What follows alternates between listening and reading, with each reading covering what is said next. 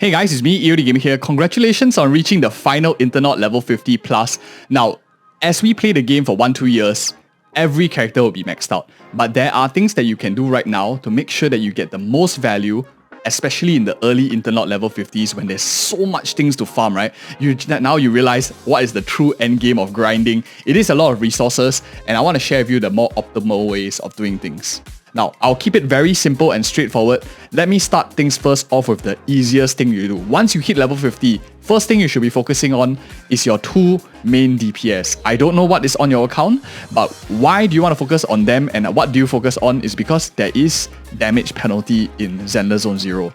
A level 50 character versus a level 70 enemy is doing approximately 20% less damage against enemy that is level 70 compared to when you are level 60. So 50 to 60, 20% damage increase. But I don't recommend you pushing them all the way up to 55 because you could use those EXP books, the resources, for a more efficient matter.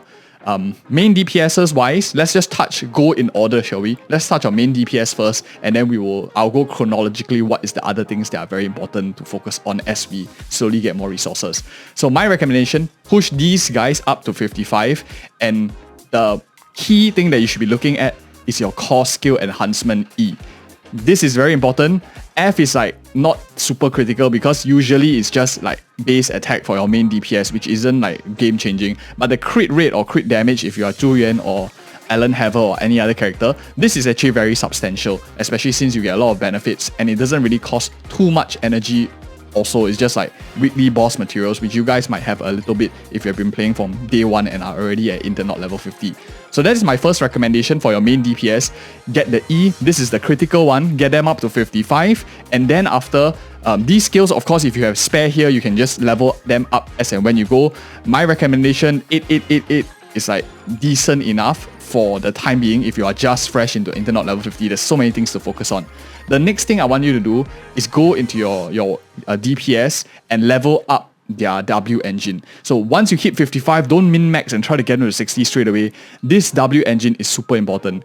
It costs less Dennies to get them up to 50 to 60, and usually you not only get a base attack increase, but you also get the advanced stat increase. If you ascend a character, let's just say you use the exact same resources and I'm trying to ascend my particular unit, you don't get even like crit damage, crit rate.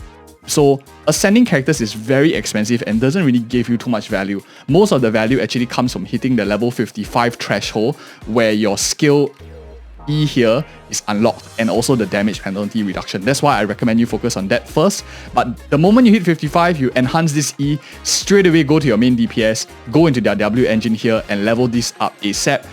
You don't even have to push it all the way if you are don't have the resources. For example, do what I did, just modify them, get them up to the max stats, and then if you have the resources, additional resources, you can push them higher if you want, but I would say it's not super critical because the W engines don't get damage level penalties. So this one is just as you go along, you have resources, pump them in. I likely will be keeping them all at 50 ascended just for testing purposes. Makes it easier for me to do like weapon comparisons on the channel for you guys as well. So my recommendation, make sure you ascend the weapons to the final node.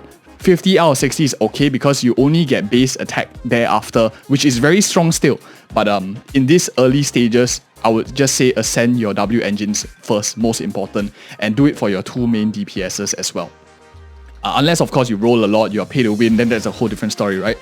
Next thing, once you're done with your main DPS, these few factors, I would say take a chill pill from your main DPS and move over to your stun damage dealers. For example, Ting Yi, for example, Lycan. These two are your next focus points. Why is that the case? Stun characters benefit not only a lot from the same things as your main DPS, the E over here.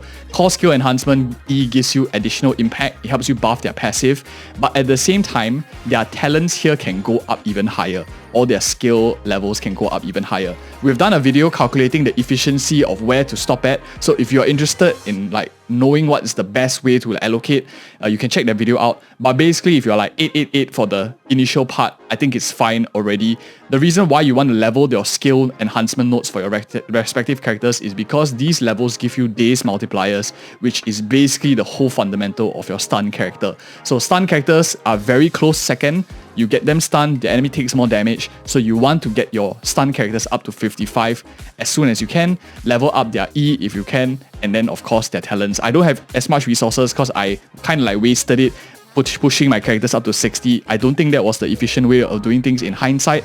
You could have gained a lot more damage. From 55 to 60, for those of you who are wondering, is only like a 9% damage increase. Rather, if you take all that resources on this 60, I could have like Ting Yi now at 55, I could have even my Nicole Grace at 55, rather than like just 10% more damage multiplier on my Ellen and Zhu Yuan, for example. My whole team can do more damage with more stun, more support ability. So that is one mistake I made. I want to share with you guys to avoid bricking, not really bricking your account. You'll get all of them up max eventually. But next thing you want to do is focus on your supports, of course. So same thing, whatever you did for the main DPS, supports, I want you to get their E unlocked, get their talents to go as high, the skills as high as you can. Theoretically speaking, 11 is the optimal stopping point, but I know not all of you have the resources, so you can keep it at 8, everything 8 for now, the ones that they need at least, and slowly work your way up as we go along. Similarly, the W engine is very important to ascend. Once you have the resources, make sure you ascend these because the substats here goes up and you get even more impact percentage. You get some base damage increase, level it up if you can, but I think 50 ascended for the W engine is more or less good enough. Once you have your character, your main DPS at 55, your stun character at 55, you should be clearing very well into the deeper content already, and your account is more or less set. Once you have these two things done, then you can turn your attention to farming for a bit of drive disc. So you might have gotten new characters here and there. You want to make sure your gears are at least decently leveled now. You can see here I have like some at 0, so this is like a bad example. But main DPSs, you want to make sure that they are more or less good in terms of the main stats. You have them relatively decent on on-stat, on onsets and stuff like that, main stats, get the offensive ones up, and you should be looking something like this Zhu Yuan stuff that I have, like 15, you should be making your way up to any characters on field. And once you have this, your main character, your main DPS is built, your support characters or your stun characters are also decently built, then you focus into the next tier, which is the lowest priority out of all of them, and that will probably be your supports. Let me give an example of a character, for example, like Nicole, that everyone has. And the most important thing about supports is the moment you have excess core skills from these, like Ferocious Grip, the weekly boss materials, some of you as you play along, you start from day 1, you have a lot of these excess.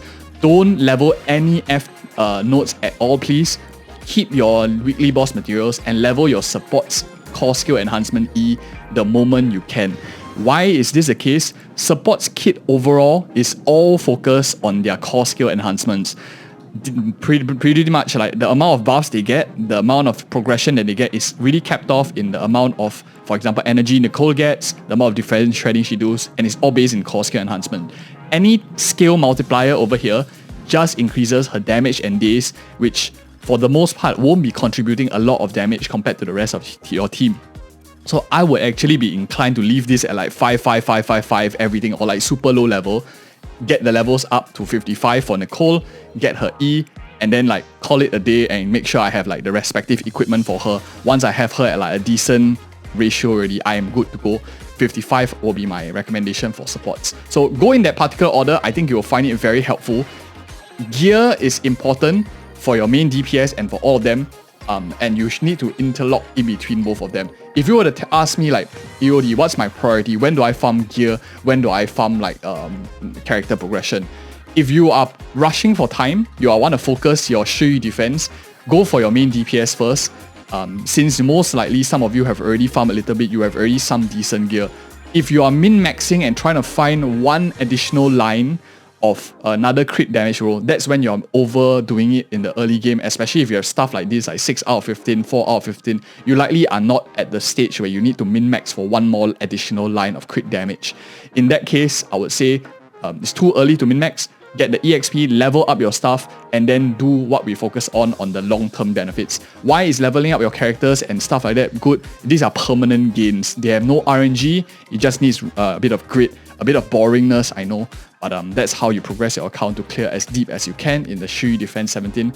And if you found this video helpful, do give it a like, subscribe for more of such future content. And if any of you want more materials on like testing on energy efficiency, check out these 2 other videos, which I think is going to be very helpful in educating you as you're making your decisions for your overall account health. And thank you guys so much for watching.